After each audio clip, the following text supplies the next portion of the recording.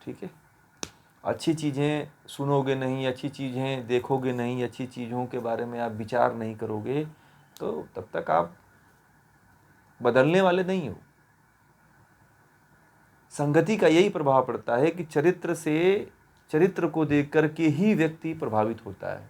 आपके वस्तु को देख करके, आपके धन को देख करके, आपके खाने पीने को देख करके व्यक्ति नहीं बदलता है, आपके चरित्र को देख करके सबसे पहले व्यक्ति बदलता है।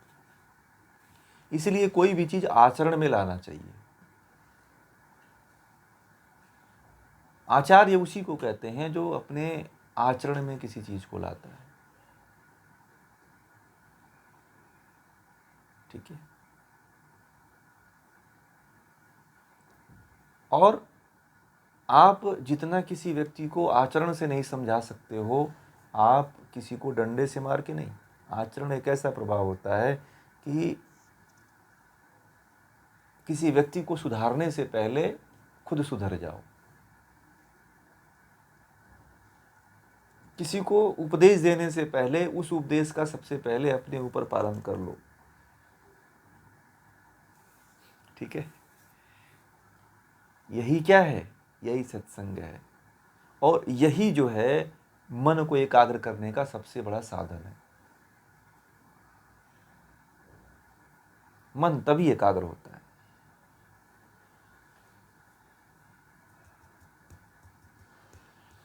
मन को एकाग्र करने के लिए आप तरह तरह के यत्न करते हो, तरह तरह के उपाय करते हो, तरह तरह के लोगों के संगतियों में जाते हो, परंतु फिर भी मन नहीं एकाग्र हो पाता है। कारण क्या होता है? कारण यही होता है कि आप क्या हो, अच्छे व्यक्तियों को अपना आदर्श नहीं बनाते हो, अच्छे व्यक्तियों के जीवन से प्रेरणा नहीं लेते हो। अब मैं आप लोगों से सभी से पूछूं कि आप लोगों के जीवन में आदर्श व्यक्ति कौन है, तो आदर्श महापुरुष कौन है, तो किसका नाम लोगे आप लोग? कोई ना कोई महापुरुष तो होगा ना, जिसके जीवन में कोई ना कोई प्रभाव डालता हो। तो वीतराग भय, कोई भी योगी हो सकता है, कृष्ण हो सकते हैं, राम हो सकते हैं, गणेश जी हो सकते हैं, शिव हो सकते हैं। तो उस योगी के जीवन को जान करके आप उसके तरह बनने की कोशिश करो। पूजा मतलब, असली पूजा यही होती है। पूजा का मतलब ये नहीं होता है कि आप जल चढ़ाओ, अगरबत्ती घुमाओ, चरित्र का कुछ पता है ही नहीं है। उसके गुण कर्म स्वभाव को जब अपने जीवन में धारण करते हो आप, तभी जो है कहा जाता है कि आप जो है अपने चित्त को एकाग्र कर पाओगे। बताइए, आप लोग अपने जीवन में कभी किसी को आदर्श बनाए हैं कि नहीं बनाए? नहीं बनाए हैं तो आज के बाद बना लीजिएगा, और उस तरह से उसी पथ पे चलने का प्रयास करिए। अब ये नहीं कि आप हीरो हीरोइन को बना लीजिए, कोई हीरो थोड़ी है।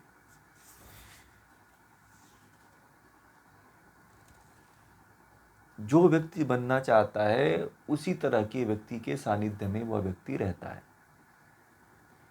जो व्यक्ति जैसा होता है वह उसी तरह के व्यक्ति के संपर्क में जुड़ा रहता है। ठीक है। इसीलिए संगति अच्छी रखिए। बहुत लोगों से संबंध हो सकता है, परंतु एक संबंध परमात्मा से और ईश्वर से सबसे बड़ी संगति होनी चाहिए।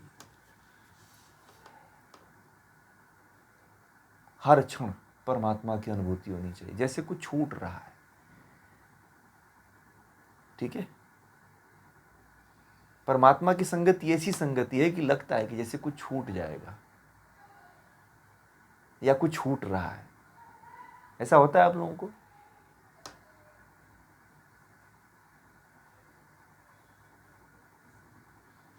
होना चाहिए। नहीं होता है तो होना चाहिए कि हम परमात्मा को आज जो है अनुभूत नहीं कर पाए, याद नहीं कर पाए, परमात्मा के बारे में सोच नहीं पाए। ऐसा आपको आत्मग्लानि प्रतिदिन होना चाहिए। ठीक है। अगर नहीं है ना तो होनी चाहिए कि आप परमात्मा के बारे में नहीं सोच पाए, यह आत्मग्लानि आपको होना चाहिए प्रतिदिन। किसी दिन भूल जाते हैं ना आप, तो उस दिन भी यह परमात्मा के बारे में सोचा करिए।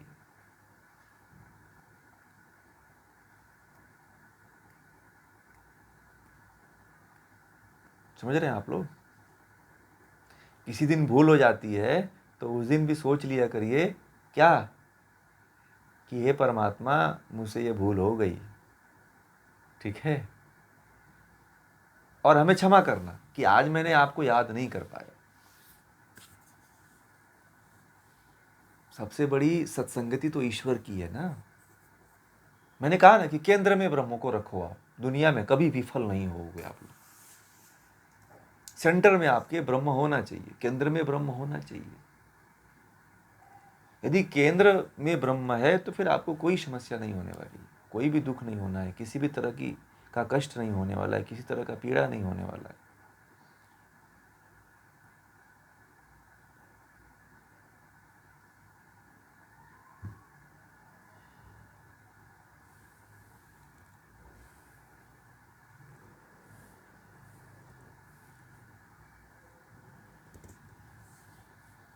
समझ रहे हैं इस बात को आप लोग? तो जो महर्षि पतंजलि कहते हैं कि